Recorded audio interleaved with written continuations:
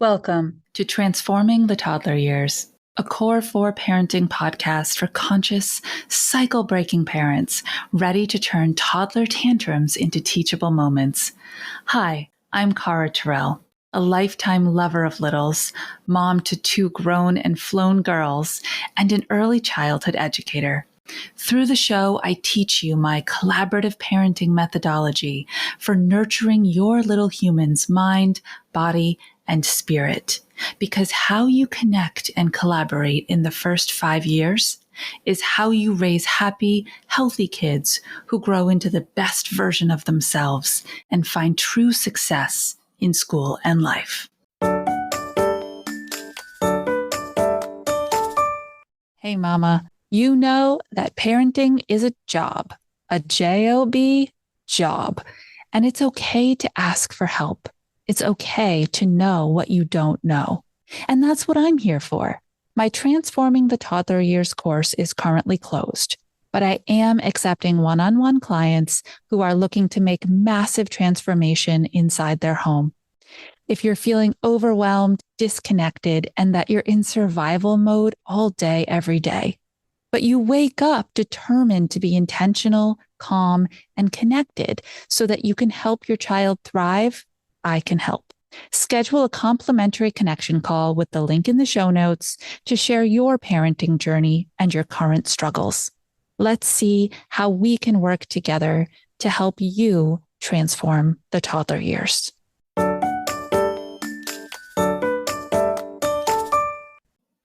Hello, my toddler tribe. Welcome back to the show. Do you ever find that you're apologizing for your kids a lot and you really don't want to be apologizing for their behaviors or their words or their choices? That is the topic of today's episode. I'm going to start with a story, a parenting in public story. Those are my favorites.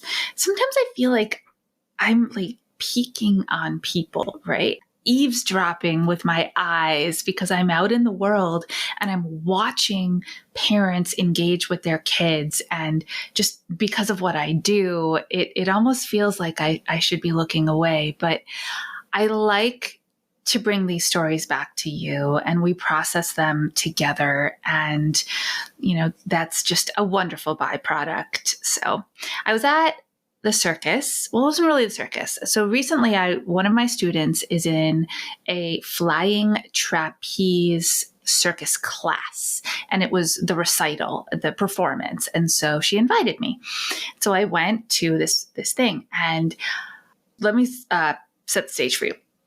So there's 8 rows of chairs laid out ground level, and then you're looking up, obviously, the entire time, where people are flying through the air. Makes sense, right?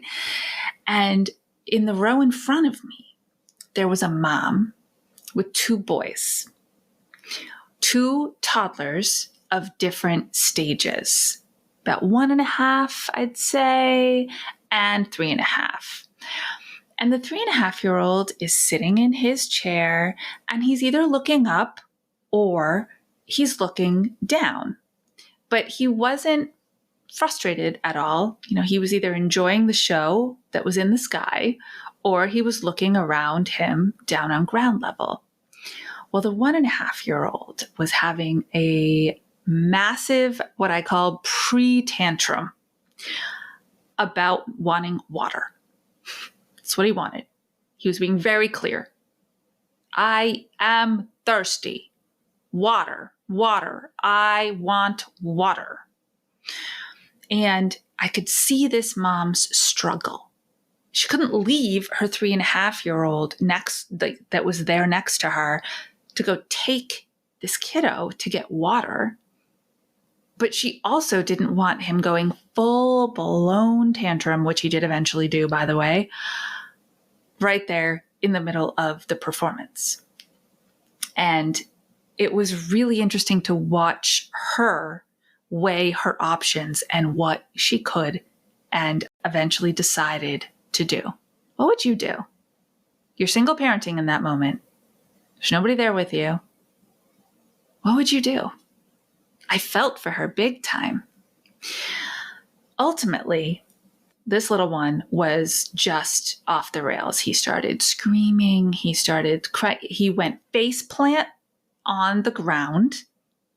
You know how that is, like a plank, right? Face down, toes pointed. He was kicking.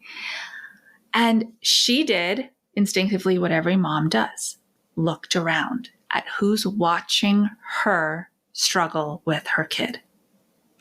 I fully expected her to apologize. I'm so sorry. He's being so loud. This is what I'm used to observing. She didn't.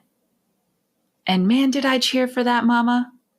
Oh, it was unbelievable. She looked around. She got the lay of the land. She made a decision. They were close enough to the aisle in between where chairs were set up that she felt safe enough leaving her 3.5-year-old a few seats down while moving the younger to the aisle and going all the way to the floor with him. She wrapped him up in her arms. She applied some deep pressure. She started rocking with him to the music. She started bouncing when rocking didn't work. The whole time I'm thinking, ouch. Right? This cement floor we're on, people. But she knew what she had to do to help her child stay calm enough and mostly regulated until there was a break in the show where she could take them both out and get this kiddo some water. Was she thinking things in her own mind like, geez, great job. How about you just brought their water bottles? This wouldn't have been a problem. Who knows? And maybe. And if so, that's okay, right? We say those things to ourselves. But she didn't apologize to the people around her who were ogling, who were rightfully kind of feeling interrupted from the show that they came to see of the people they love doing the thing they learned how to do. Apologizing for our children's behavior sets a really hard precedent. There's a few pieces here to unpack. One, you automatically, by uttering those words to anyone around you, whether you know them or not, are taking ownership of your child's choices.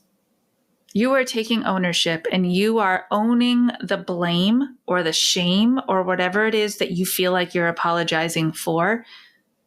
And that is not something that you should be putting on yourself. Kids melt down. That is a totally developmentally appropriate reaction to certain inputs. They melt down, they tantrum. At home, do you turn around and do you apologize to your partner because your child's having a tantrum? Do you apologize to your other kids because your child is melting down? In public, it should be no different. It's a change of setting, change of scenery, same kid struggling with the same stuff.